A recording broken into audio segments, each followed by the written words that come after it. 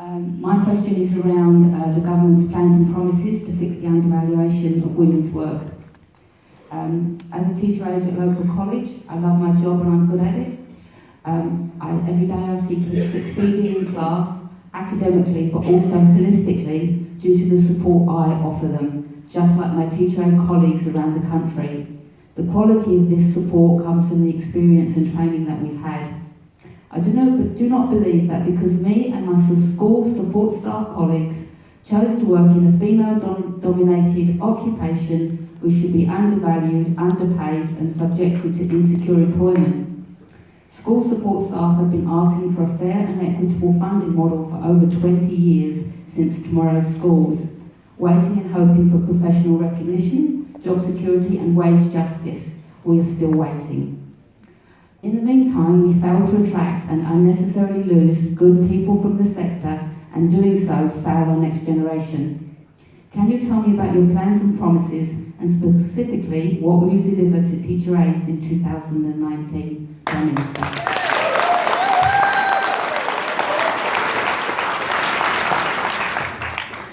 Thank you for the question, and I know your school well, and your community.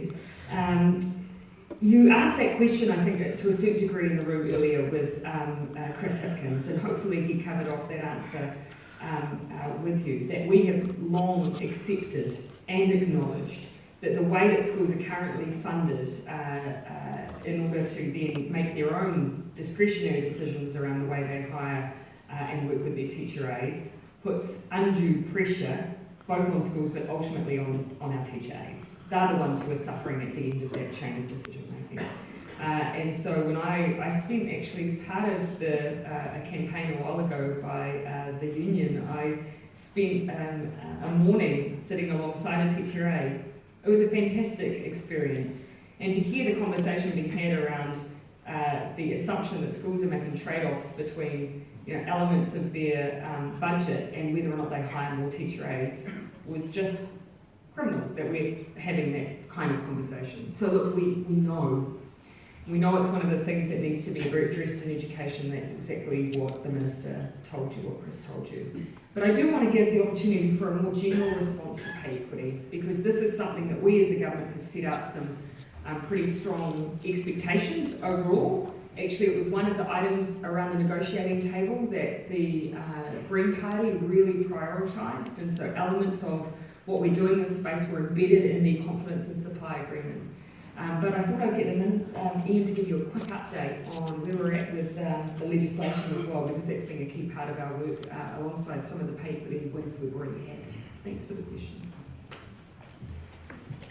Look, very, very quickly, so the legislation is currently before the Select Committee.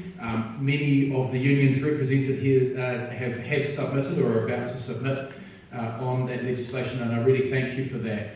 A number of matters have been raised, which gives us an opportunity to improve the bill at this point whilst it's before the Select Committee. Particularly some questions around the transition for those who have pay equity claims currently being considered, making sure that we've got a good system for transitioning you into the new system that will be in place under the bill.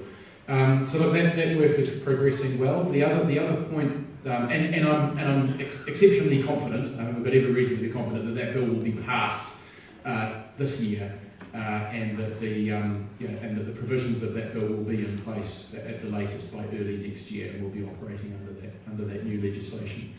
Of course, we did have to take a couple of steps back to take 10 steps forward by getting rid of the previous government's legislation, because it just didn't work, and we had to kind of go back to basics and start that one again. But hopefully the product is far superior to what we had before, and we'll be able to see those pay equity claims being progressed and women's female-dominated professions being recognised for the value that they really do deliver. Other aspects of Jan was really good at reminding me about this in the workshop, and I want to recognise both Jan and Julianne Gento as the Minister for Women, who have both been working very closely with me in my office